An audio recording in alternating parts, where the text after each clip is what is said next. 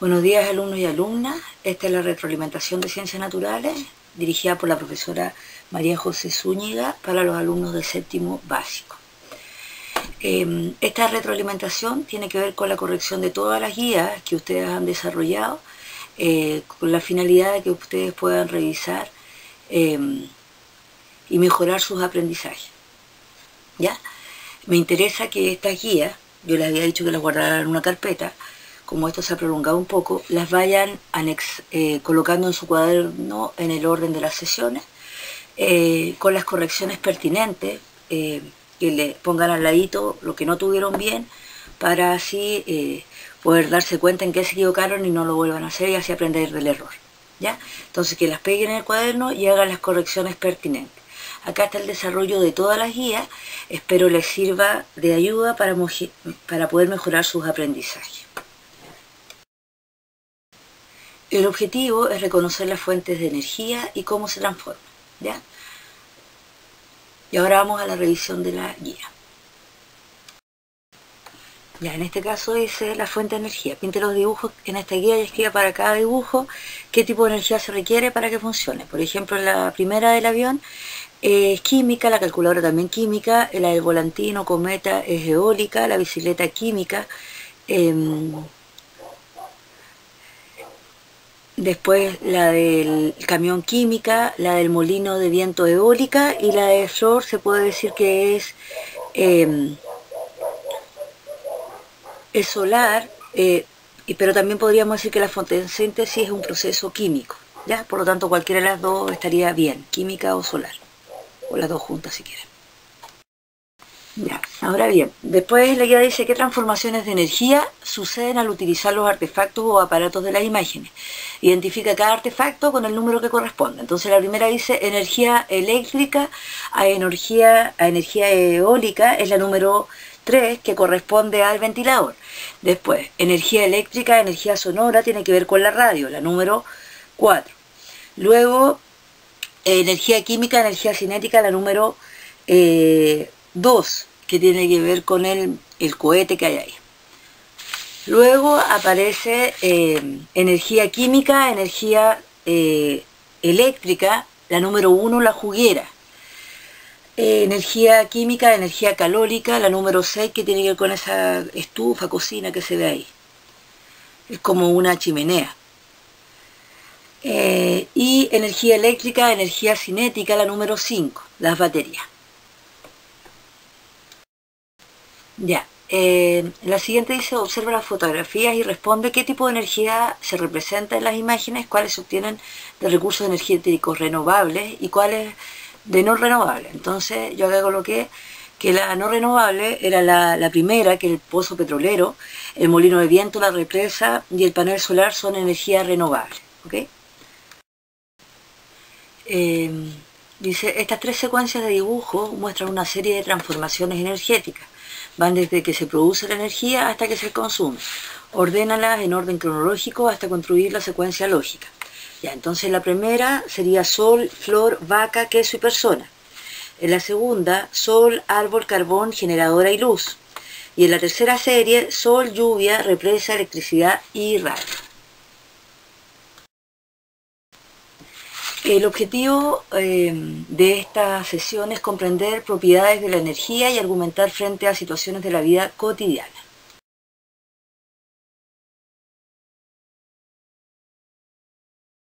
Se explica con tus palabras, la energía se conserva, se transforma o se degrada. ¿Ya? A ver, la energía se conserva porque no se crea ni se destruye, se transforma porque se presenta de muchas formas y puede cambiar entre ellas. También podemos decir que se traspasa, ¿ya? Puede pasar de un cuerpo a otro. Y por último se degrada porque una vez que se utiliza ya no se puede aprovechar. La energía puede cambiar de cuerpo o de forma, pero no puede aparecer ni desaparecer. Ya. Después a nosotros nos preguntaban, dice, identifica las propiedades de la energía en las siguientes situaciones. Al introducir una cuchara en una taza de café, ¿ya? Cuando se coloca una cuchara dentro de la taza de café caliente, el calor se transfiere por conducción. estamos suponiendo acá que la cuchara es de metal, como lo es el acero o los aluminios. Es un muy buen conductor térmico, de manera que de forma casi inmediata al introducirse en una taza muy caliente, esta se le transfiere el calor. Luego me hablan de qué ocurre al utilizar una batidora eléctrica. Transforma la energía eléctrica en energía mecánica o energía cinética, que no es más que aquella que se generó cuando partimos, ¿ya? Por propiedad. Luego viene en un carro de montaña rusa. Las montañas rusas funcionan convirtiendo la energía potencial gravitatoria, que aumenta al alejar un cuerpo de la Tierra, es decir, cuando va ganando altura, en energía cinética, velocidad. Y la última, la batería del notebook, puede convertir la energía química que tiene almacenada en energía eléctrica, en corriente eléctrica. Dice, analiza la información nutricional de los siguientes alimentos y explica cuál de ellos le recomendarías a un niño que realiza la actividad física vigorosa. Para eso se presentan en la tabla el alimento 1 y el alimento 2. Es más conveniente el alimento 2 porque presenta menos cantidad de grasa total, proteínas un poquito menos, pero casi nada, de 2,5 y 2,7, hidratos de carbono tiene muchos más. Ahora hay que ver que cuando las personas son deportistas y hacen mucho ejercicio necesitan hidratos de carbono porque es fuente de energía, ¿ya? Y esa después no se va a acumular porque la persona está en constante movimiento. Por lo tanto va a utilizar esa energía que está ahí en reserva. El más conveniente es el alimento 2. Ya, el objetivo de esta sesión es investigar los cambios del estado de la materia. Esta es una materia que se viene estudiando desde que ustedes son pequeños, pero en séptimo básico se da una mayor profundidad. Acá simplemente les señalaban que tenían que presentar los estados de la materia y acá están los dibujos. En el primer dibujo de los sólidos aparecen las moléculas muy juntas, casi no se pueden mover, y los líquidos un poco más separaditas. En el gaseoso se mueven ya a voluntad y el último estado es el plasmático, ¿ya? Que también es un estado que debemos estudiar. Bueno, esta actividad ha tenido bastante buena aceptación por parte de ustedes. Logran identificar las sustancias sólidas, como por ejemplo un cubo de hielo cuando está en estado sólido, un mueble, una impresora, también una planta, una roca, sustancias líquidas, por ejemplo el jugo, el té, el agua, y como sustancias gaseosas, por ejemplo una nube, el vapor de la tetera, y también bueno, el agua se encuentra, dice, recuerda el ciclo del agua y escribe en qué momento el agua se encuentra en estado gaseoso, en líquido y en sólido, ¿ya? En sólido se va a encontrar cuando las partículas se encuentren más unidas, se encuentren más pegaditas, y se supone, por ejemplo, en nuestra casa sería como en el hielo, ¿ya? Cuando va a estar en líquido, cuando esté derretido ese hielo, y se supone que va a estar un poco separadas las moléculas.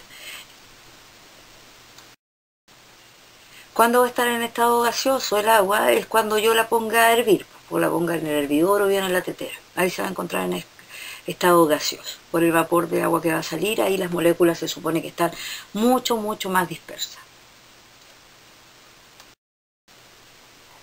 Bueno, en tu caso ocurren muchos procesos en los cuales están involucrados los cambios de estado. Por ejemplo, cuando se seca la ropa después de lavarla, ocurriendo la evaporación. También cuando uno pone a derretir hielo, o cuando pone a solidificar el hielo, que lo pone en el congelador.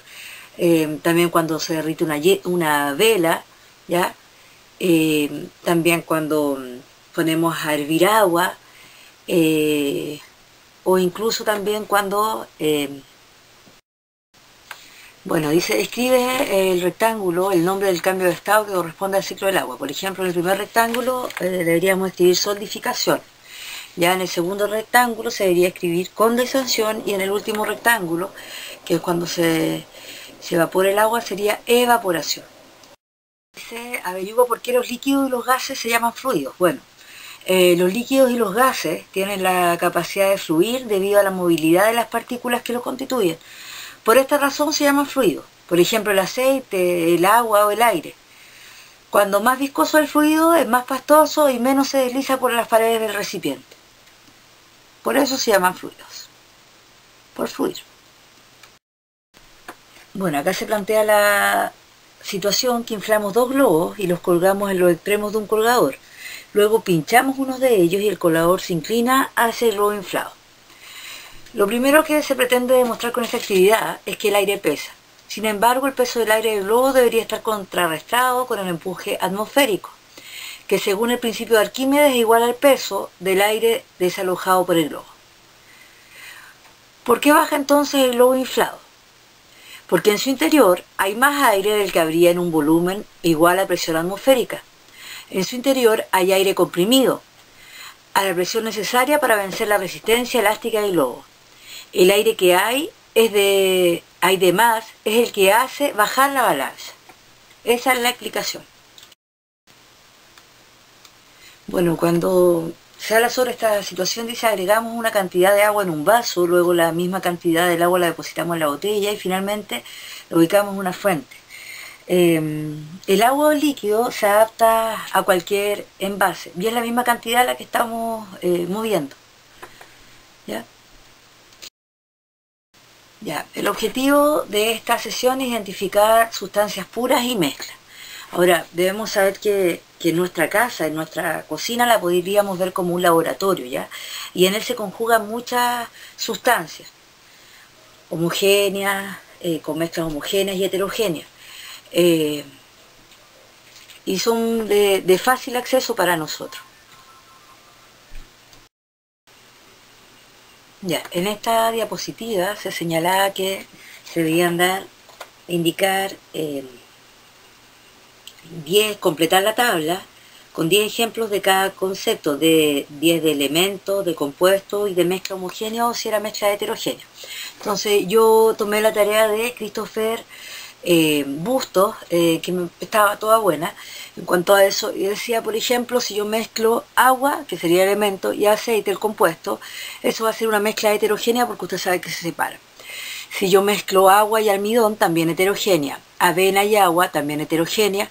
Arroz y poroto, también heterogénea, porque uno puede ver dónde está el arroz y dónde están los porotos. Agua y tierra, también heterogénea. Ahora, con respecto a la mezcla homogénea, que no se identifica una sustancia de la otra, se supone, agua con azúcar es mezcla homogénea, también agua con sal, la salmuera también es homogénea, el vinagre y agua también es homogéneo, el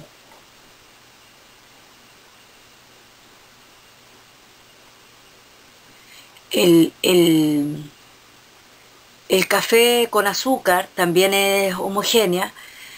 Esos serían algunos de los ejemplos para mezclas homogéneas y heterogéneas, ¿ya?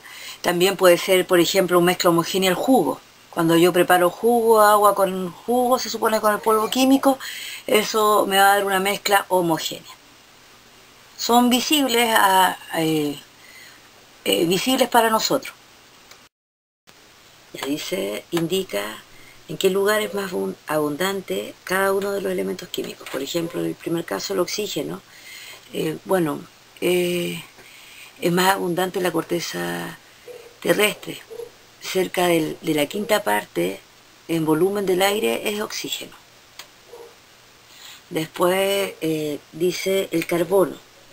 Bueno, el carbono es el segundo elemento más abundante en el cuerpo humano en masa, ¿ya?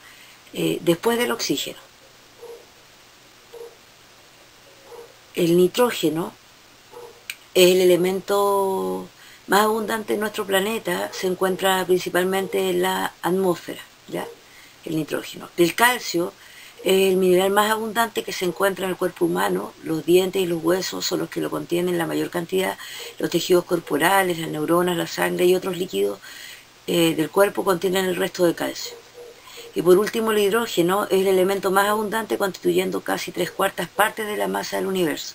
Se encuentra en el agua, que cubre el 70% de la superficie terrestre, y en toda la materia orgánica. Ahora, No está mal si hay alumnos que pusieron que el calcio, ¿dónde lo podíamos encontrar? Claro, lo podemos encontrar en la leche, en la mantequilla, en el yogur, ¿ya? Pero acá estaba hablando como de una manera general, si pusieron lo otro tampoco está mal. Bueno, decía que había que averiguar qué era una molécula. Una molécula es una agrupación definida y ordenada de átomos que constituye la porción más pequeña de una sustancia pura y conserva todas sus propiedades. Eso es una molécula. Bueno, acá se encuentra en presente, dice dibuja y colorea las siguientes moléculas de agua. La molécula de agua se compone por dos de hidrógeno y una de oxígeno. La de metano por 4 de hidrógeno y una de carbono. También la de amoníaco por una de nitrógeno y 3 de hidrógeno, y la de dióxido de carbono por una de carbono y 2 de oxígeno. ¿Ya? Esos serían los dibujos de las moléculas que están acá presentes y cómo se componen. Ya. El objetivo de esta sesión es comprender los métodos para separar las mezclas, ¿ya? Y es lo que vamos a profundizar hoy día un poco. Ya, se señala a continuación encontrarás una serie de gráficas que ilustraron diferentes métodos de separación de mezclas con ayuda de información del diagrama anterior. Lo trabajado en clase clasifica cada una según el método de separación que representa. La primera que aparece ahí, la primera imagen, en la primera fila es la filtración. La segunda imagen, que está ese como vasito azul, para que nos entendamos dónde vamos, es la evaporación.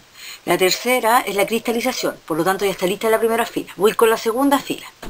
En la segunda fila, donde salen los vasos precipitados, o las probetas en realidad, sale el número 1, número 2, número 3, tercero, es destilación, luego evaporación, decantación, donde dice aceite y agua, y separación magnética, donde salen los imanes.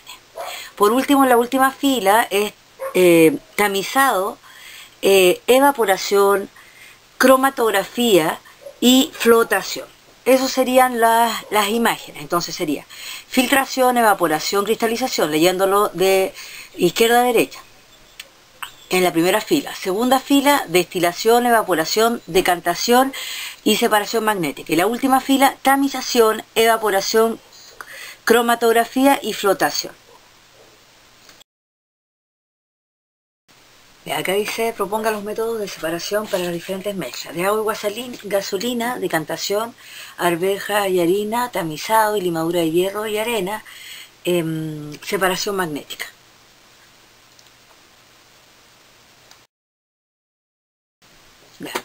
Dice, responda a las siguientes preguntas mediante indagación, o sea, que investiguen cuáles son los métodos de separación para mezclas heterogéneas. Para mezclas heterogéneas está la decantación, evaporación, separación magnética, destilación y filtración. Y luego dice cuáles de los métodos de separación se utilizan para mezclas homogéneas: cristalización, tamizado, cromatografía y flotación.